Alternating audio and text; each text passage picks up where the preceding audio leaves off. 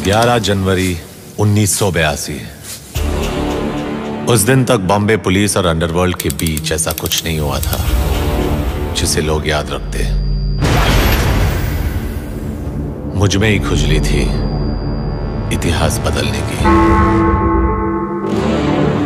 मेरा नाम मणिया सुर्वे।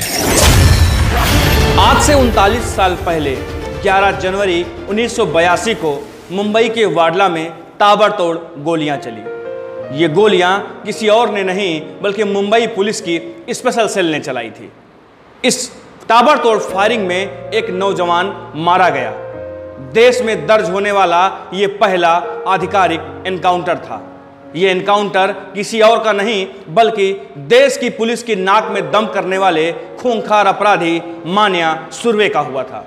नमस्कार, मैं हूं उज्जवल सिंह और आप देख रहे हैं यूपी न्यूज। इतिहास मैंने बदला था। उस दिन तक बॉम्बे पुलिस के हाथ कायदे और दायरे ने बांध रखे थे। मैंने वो हाथ खोल दिए। ये कहानी उस पहले पुलिस एनकाउंटर की है। यूपी न्यूज की खास पेशकश जुर्म में आज हम आपको दिखाएंगे खूंखार अपराधी मान्या सुर्वे की कहानी। मुंबई पुलिस के स्पेशल सेल के दो जाबाज अधिकारियों राजा तांबट और इसाक बागवान ने यह एनकाउंटर किया था। मान्या सुर्वे को मारने के लिए ही मुंबई पुलिस ने इस स्पेशल सेल का गठन किया था। देश में दर्ज होने वाला ये पहला आधिकारिक एनकाउंटर। कहानी बस इतनी सी है कि एक 38 वर्षीय युवक मनोहर अर्जुन सुर्वे जो कि 70% से अधिक अंकों से ग्रेजुएट था, पढ़ने लिखने वाला बंदा था, आगे चलकर नौकरी में जाकर बड़े काम करना चाहता था, लेकिन मर्डर केस में उसे सजा हो गई। जब वो जेल से छूटा तो वो वास्तव में खूंखार हत्यारा, खूंखार अपराधी बन चुका था। मान्या सुर्वे की ये जेल में पहली पाठशाला थी और वहां जाने के बाद खूंखार अपराधियों से जो उसका गठजोड़ बना, फिर वो उसके मरने के बाद ही टूटा।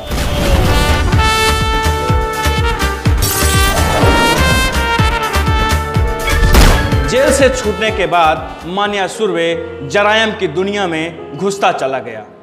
दलदल में एक बार पहुंचने के बाद वो कभी इस दलदल से बाहर नहीं निकल पाया।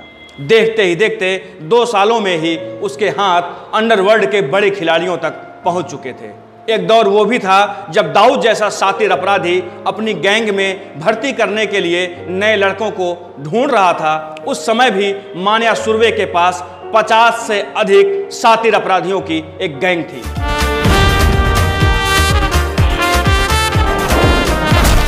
एक दौर में दाऊद से भी ज्यादा खतरनाक हो चुके मान्या सुर्वे का जन्म मुंबई में नहीं हुआ था, लेकिन वो पला बढ़ा मुंबई में ही।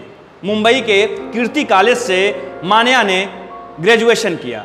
70% से अधिक अंकों से ग्रेजुएशन पास करने वाले मान्या सुर्वे के सपने भी काफी बड़े बड़े थे, लेकिन वो अपने चचेरे भाई भार्गव दादा के चक्कर में फंस गया और धीरे धीरे करके अपराध के दलदल में उतरता चला गया। बताया जाता है कि मान्या सुर्वे ने अपने जीवन का पहला अपराध भार्गव दादा के साथ ही किया था।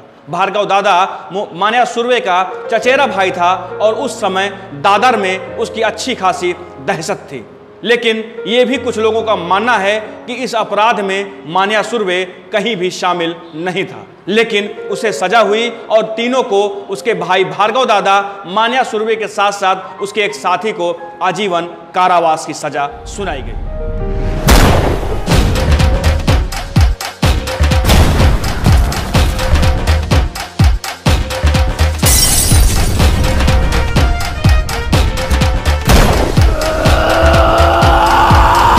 राज्य में अंडरवर्ल्ड की बढ़ती गतिविधियों से मुंबई पुलिस ने एक स्पेशल एनकाउंटर स्क्वाड का गठन किया। इस स्क्वाड को जिम्मेदारी दी गई कि अगर कोई शातिर अपराधी सरेंडर करने से इनकार करता है तो उसे घेरने के बाद गोली भी मारी जा सकती है, बशर्ते उसे पहले सरेंडर करने के लिए कहा जाए। इस स्क्वाड का पहला एनकाउंटर था मान्या सुर्वे का एनकाउंटर। कहा था ना मैंने, जिस दिन मारूंगा छाती पर मारूंगा। बॉम्बे का नया बाप मान्या सुर्वे। सजा होने के बाद मान्या सुर्वे को पुणे की यरवदा जेल में रखा गया, लेकिन मान्या सुर्वे ने इस जेल में अपना ऐसा आतंक मचाया कि उसे इस जेल से रत्नागिरी शिफ्ट किया गया। बताया जाता है कि पुणे की यरवदा जेल में उसके प्रतिद्वंदी डॉन सुहास भटनागर के गुर्गों को मान्या सुर्वे रोज ही पीटता था। जेल में रोज बवाल होता था, जिसको देखते हुए पुलिस ने उसे रत्नागिरी जेल में शिफ्ट कर दिया। लेकिन मान्या सुर्वे वो शातिर अपराधी था कि उसने यहाँ भी पुलिस को चैन की सांस नहीं लेने दी। उसने कैदियों को इकट्ठा किया और उनकी एक यूनिटी बनाकर जेल में भूख हड़ताल करवा दिया।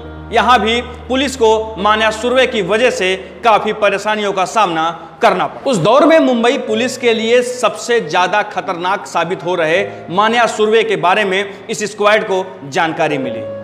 स्पेशल स्क्वाड को जानकारी मिली कि मान्या सुर्वे उस टाइम मुंबई के वाडला में रुका हुआ है। मुंबई पुलिस ने चारों ओर से घेराबंदी की। मान्या सुर्वे, जो कि खूंखार अपराधी था और किसी से भी नहीं डरता था, उसने मुंबई पुलिस के ऊपर ताबड़तोड़ फायरिंग की। दोनों तरफ से गोलियां चली और जवाबी कार्रवाई में मान्या सुर्वे मारा गया। ये इस एनकाउंटर स्क्वाड का पहला एनकाउंटर था और देश में आधिकारिक रूप से दर्ज होने वाला पहला एनकाउंटर।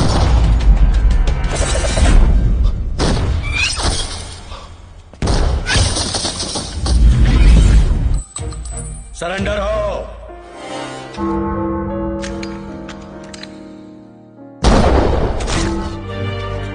मान्या सुर्वे का मुंबई पर राज करना कहीं न कहीं दाऊद इब्राहिम को अखर रहा था। बताया जाता है कि मान्या सुर्वे के कारण दाऊद अपनी ताकत नहीं बढ़ा पा रहा था। मान्या सुर्वे की ताकत के आगे दाऊद अपने आप को कमजोर महसूस कर रहा था। यही नहीं, पाकिस्तान समर्थित अफगान माफिया भी मान्या सुर्वे के आगे मुंबई में उनकी दाल नहीं गल रही थी।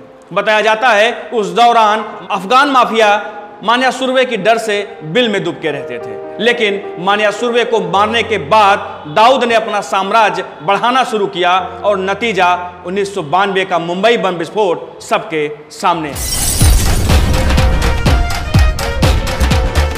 70 के दशक में आतंक का पर्याय रहे मान्या सुर्वे को मारने के बाद मुंबई पुलिस ने राहत की सांस ली। मान्या सुर्वे की मौत के बाद दाऊद इब्राहिम समेत दूसरे माफिया अपना साम्राज्य बढ़ाने में लग गए। जुर्म में आज आपने देखा मुंबई के अंडरवर्ल्ड पर राज करने वाले मान्या सुर्वे की कहानी। अगले एपिसोड में हम आपको फिर से दिखाएंगे जरायम की दुनिया में खून से अपने हाथ रंगने वाले किसी दूसरे शातिर की कहानी। तब तक के लिए दीजिए हमें इजाजत। नमस्कार।